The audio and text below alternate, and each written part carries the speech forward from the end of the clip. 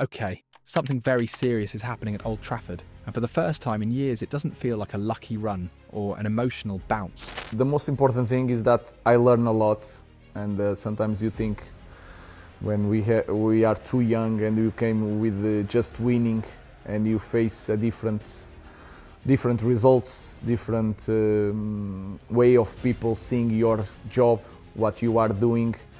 Sometimes it's hard, but you learn a lot with these things. I think I'm a better manager now. I'm ready for the future. I'm ready for the present. It was a really tough journey, but now I can see that was necessary. And I think we are in a better place because of that. It feels real. In just a handful of weeks, Ruben Amorim has taken a Manchester United side sitting deep in 14th place and turned it into a ruthless, confident, aggressive machine now breathing down the neck of the Champions League spots. 5 games unbeaten, 12 goals scored.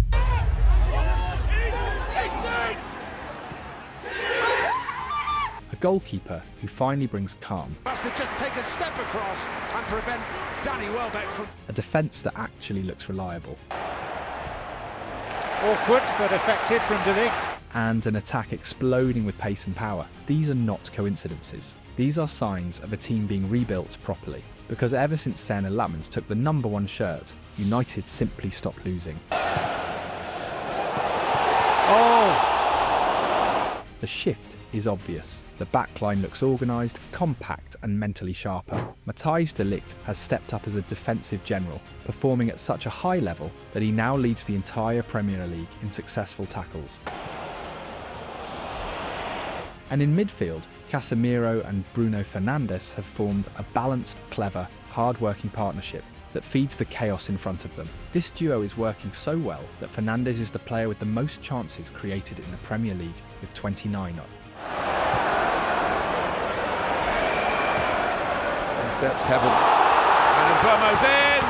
And wraps it up! Amad Diallo, Brian Mbeumo, Matheus Cunha and Benjamin Šeško. A front line that suddenly looks like it can tear anyone apart. What's shocking is how coherent the whole system feels.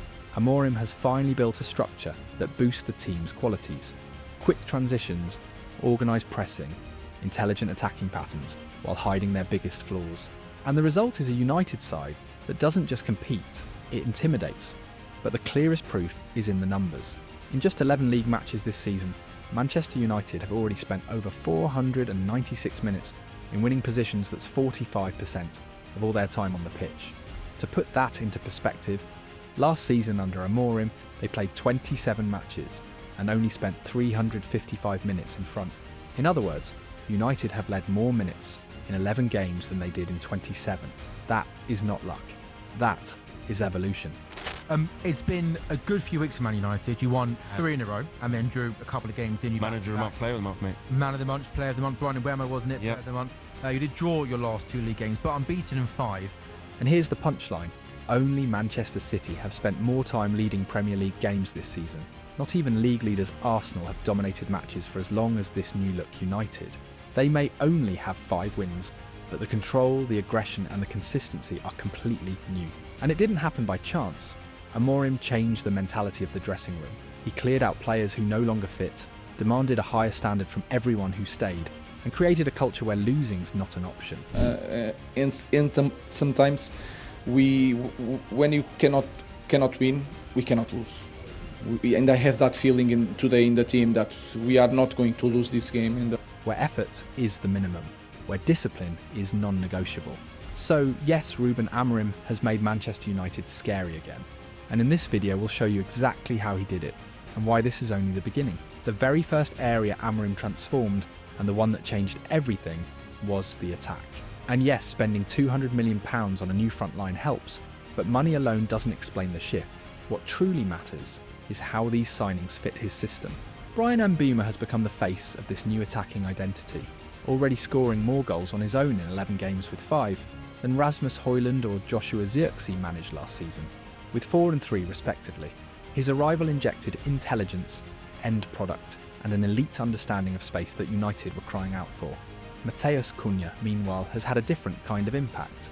His numbers aren't flashy, he only scored his first goal at the end of October, but his value goes far beyond stats. His roaming movement, his pressing intensity, his ability to drop deep and link play.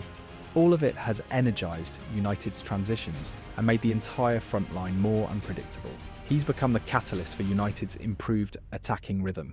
And here's the crucial part. United aren't taking more shots, they're taking better shots. The chance quality has jumped dramatically. For the first time in years, United look like a team that builds attacks with intention, not desperation. The reason? Amorim has introduced one of his signature tactical weapons from Sporting: long switches of play. No team in the Premier League uses them as frequently or as effectively. United fire diagonal passes from one flank to the other, forcing the opposition to shift sideways, opening gaps and isolating defenders. These switches place Mbeumo, Cunha, Amad or Šeško in dangerous situations before opponents can reset. It's a simple idea, executed with precision, and suddenly United have an attack that actually scares people. Of course, this improved aggression up front has also opened more counter-attacking spaces behind United's midfield, which remains a concern. Relying on Casemiro and Maguire, 2 players out of contract next summer, is not sustainable long-term.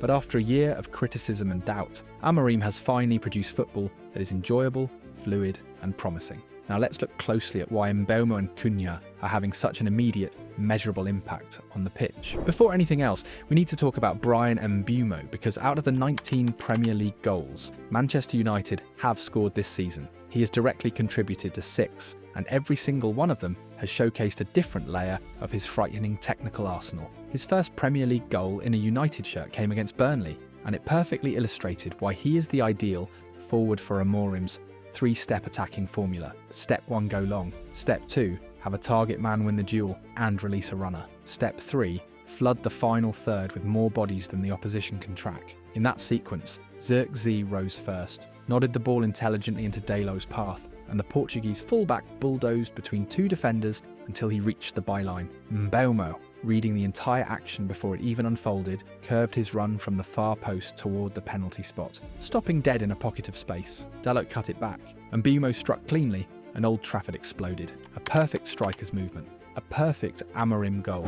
Against Brighton, Mbeumo became the executioner again this time, through high pressing and rapid triangulation. Luke Shaw jumped forward to compress the pitch, stole the ball in the Brighton half, and slipped it to Benjamin Šeško, buying the Slovene a precious fraction of a second. Šeško turned, saw Mbeumo isolated in a 1v1, and the Cameroonian instantly attacked the defender, burst into the box, and buried the finish. But Mbeumo wasn't done. Late in that match, United executed the long ball blueprint again. Zirkzee climbed over his marker to contest a looping throw-in, flicking it on for Mbeumo. He didn't win the immediate touch, but his pressure forced the defender into a panicked clearance. Andy Heaven, holding Amorim's high line to perfection, intercepted, played into Bruno Fernandes, and the Portuguese genius let the ball run across his body, trusting Mbeumo's diagonal sprint. On cue, Bryan accelerated across the Brighton backline, broke free, and finished as if he'd been doing it his whole life. The Tottenham match gave us another variation, Amorim's trademark second winner principle. Amad Diallo challenged aggressively for a high ball, forcing a destabilising header. Mazraoui, who had stepped up to compress the space, collected the rebound, released Cunha, and the Brazilian fed Amad again. Diallo waited for the exact moment, and Mbeumo escaped the defender's shoulder, and Bryan timing perfect, leap perfect, smashed a world-class header into the top corner. But it's not just finishing. When Amorim needs a creator, Mbeumo transforms. Against Sunderland, he showed his intelligence in tight spaces, and his chemistry with Amad. Both players mirrored diagonal runs on the right, and Mbeumo dragging the fullback wide. Amad cutting inside through the gap, and Mbeumo opened. Amad recycled play, found Mbeumo free again, and Bryan surged past him, driving into space before picking out Mason Mount at the edge of the box. Mount's touch, Mount's strike, Mount's goal, but the entire action existed because of Mbeumo's manipulation of space. From the goal he scored against Liverpool, to his double against Brighton, to his Burnley opener, everything points to the same conclusion. Bryan Mbeumo is essential to Amorim's long ball patterns, high pressing, and transitional aggression. His timing, his physicality, his understanding of angles and his finishing form make him one of the most lethal forwards in the Premier League right now. Match after match, he looks sharper, faster, more in sync, and without him, this system doesn't function the same. But goals are only half of the story, because while Mbeumo has been the headline finisher, the engine that makes this entire machine work, the connector, the presser, the chaos breaker, has been someone else. Now we need to talk about Matheus Cunha, one of the most important players in Amorim's system, who doesn't need goals to change matches. When Matheus Cunha arrived at Manchester United in August, the club was desperate for oxygen. They had just lost a Europa League final. They had no European football ahead of them. The dressing room felt fractured, and the direction of the project seemed blurry at best. Fans wondered if the rebuild had already failed. Pundits questioned how long it would take for United to even look competitive again. But Cunha walked into all that chaos, shrugged, and simply announced himself ready for whatever storm was coming his way. And on the biggest fixture of the season, he showed exactly why. Against Liverpool, Cunha produced one of those performances that do not always dominate the highlight reel, but absolutely dominate the football match. In tight spaces he twisted, protected the ball, slipped past challenges, and helped United escape pressure. He frustrated Liverpool's midfielders, dragged defenders into zones they never wanted to step into, and executed Am's tactical plan with clinical precision. Amorim made a bold call. That afternoon he benched his recognised number 9 and fielded a rotating front trio of Mason Mount, Bryan Mbeumo and Cunha. No fixed striker, no obvious reference point, just 3 mobile, unpredictable forwards who could drop, drift and overload at will. Liverpool expected long balls into Benjamin Šeško. Instead they got Cunha drifting deep, pulling Konate and Virgil van Dijk out of their structure, while Mbeumo and Mount attacked the vacated zones like predators. This is where Cunha becomes essential. He brings both grit and grace, strong enough to shield the ball under pressure, technical enough to slip away from 2 markers, and intelligent enough to release the perfect pass at the perfect moment. Amorim's system is built on long passes, on fighting for first and second balls, on turning chaos into advantage, and Cunha is the ideal transitional connector. Whenever he collects a loose ball, he makes the right decision. Sometimes he dribbles, sometimes he shields, sometimes he takes a foul, sometimes he spins into space, but he always values the possession. He always buys United territory. He always calms the game. 2-footed, technically secure, and deceptively strong, Cunha can beat a defender down the line, wriggle inside to combine, or drop into midfield to help United escape pressure. In the final half hour against Liverpool, when United were protecting the lead, he became the team's pressure valve, trapping awkward passes, absorbing tackles, and pushing the team 10 or 15 yards up the pitch with every involvement. He is not the loudest attacker, he is not the headline grabber, and he is not the player who will always score the decisive goal. But he is the player that makes Amorim's system hold together. And when you watch him carefully, you understand why Amorim trusted him from day one. Now get ready, because the next block will show you exactly how all these qualities translate into the pitch, with the match sequences that prove just how valuable Matheus Cunha truly is. Ruben Amorim brought Matheus Cunha to Manchester United for 2 key reasons: his long-range shooting and his ability to dribble with vertical, unstoppable aggression. Disjointed performances we saw last season. Matheus Cunha fending off White. Those 2 strengths have already changed matches for United. Cunha announced himself at Old Trafford with a sensational goal against Brighton, a strike hit with the precision of a billiards player, curling perfectly into the corner, and showing why he is considered one of the best long-distance shooters in the Premier League since last season. And his dribbling impact has been clear from the very first match days. That Maradona-style run against Arsenal, beating defenders repeatedly in tight spaces, was a warning of how destructive he can be. Against Fulham, he was just as unplayable, driving past opponents with power and balance.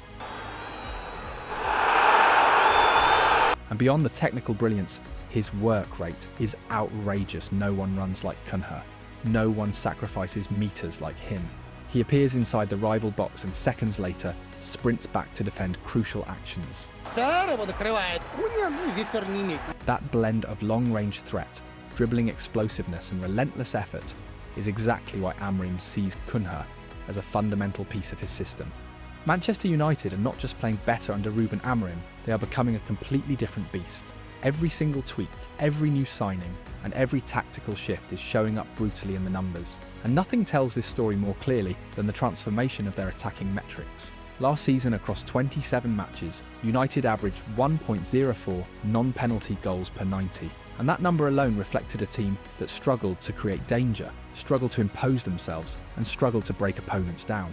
But under Amorim, in only 11 games, that figure has exploded to 1.45 goals per 90. turning United from a dull, predictable side into one of the deadliest attacks in the country. And the expected goals match the eye test. Last season's 1.21 expected goals per 90 has climbed sharply to 1.44, a number that only the league's elite hit consistently. The shot volume has barely changed, 13.7 shots per 90 then, 14.1 now, but the quality has skyrocketed. United's expected goals per shot jumped from 0.088 to 0.102, meaning the team is no longer shooting out of desperation, but creating smarter, cleaner, more dangerous chances. All of this is the direct product of the tactical revolution Amorim has enforced. Everything starts with Seny Lamens. His long-launched passes have become the identity of this new United, the biggest stylistic shift of the season. Lamens opened with 37 long passes versus Sunderland, then delivered an absurd 45 at Anfield, only 2 fewer than Liverpool's entire squad. Against Brighton, another 32 long bombs, and the numbers show the scale of the transformation. United now average 23.2 launched goalkeeper passes per 90, the most in the entire Premier League, a 76% increase from last season.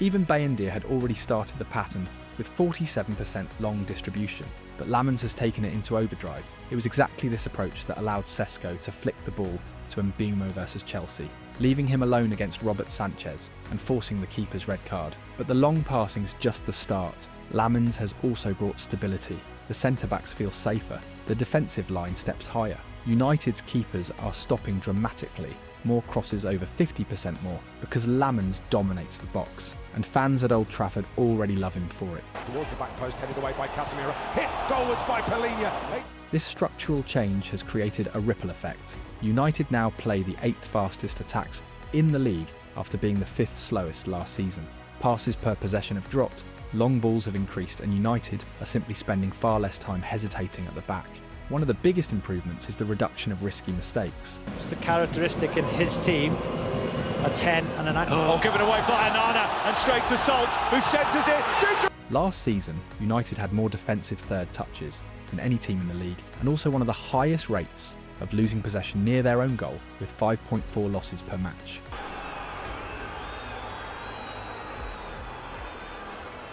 This season, that number has dropped to 2.4 possession losses, second only to Arsenal. That is a transformation driven entirely by Amorim choosing danger in the right half of the pitch, not the wrong one. Fewer touches in their own third, only 30%. The lowest in years mean more touches closer to the opponent's penalty area. Set pieces also reflect the shift. United no longer take out-swinging corners, with Mbeumo now sharing duties with Bruno Fernandes. Nearly every corner is an in-swinger, more dangerous, more direct, and far harder to defend. United have already scored 6 set-piece goals from 0.49 expected goals per game, although they still concede 0.53 expected goals from set pieces, one of the few weaknesses left to solve, as shown by Calafiori,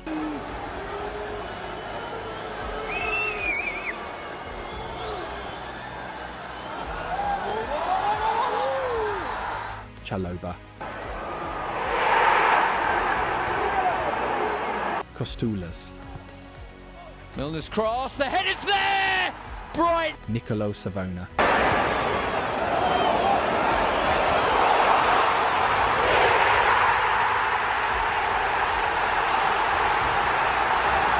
and Richarlison exposing flaws.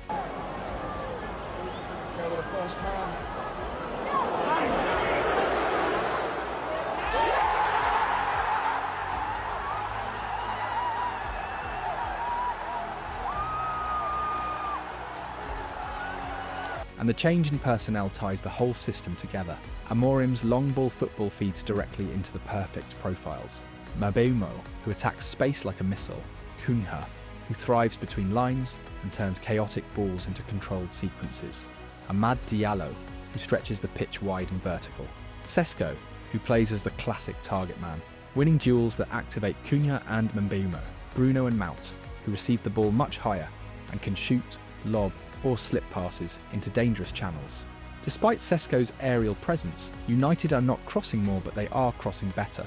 They now complete 3.1 successful penalty area crosses per match, a monstrous 62% increase, the second highest in the league. 12 months ago, Ruben Amorim walked into a club sitting 14th in the table with just 11 points from 9 matches and a goal difference of -3. Today, Manchester United stand 7th with 18 points from 11 games and a positive goal difference of +1. That shift alone tells a story of transformation, not cosmetic, not accidental, but structural. And between those two moments, Amorim lived through absolute chaos. Marcus Rashford's exile, a smashed dressing room television, the forced departure of Rasmus Højlund, a humiliating 15th place finish that many called the worst team in history. We are being the worst team, maybe, in history of Manchester United. And I know that you want headlines. And that 1,000-yard stare in Bilbao that summed up the disbelief and frustration surrounding the club.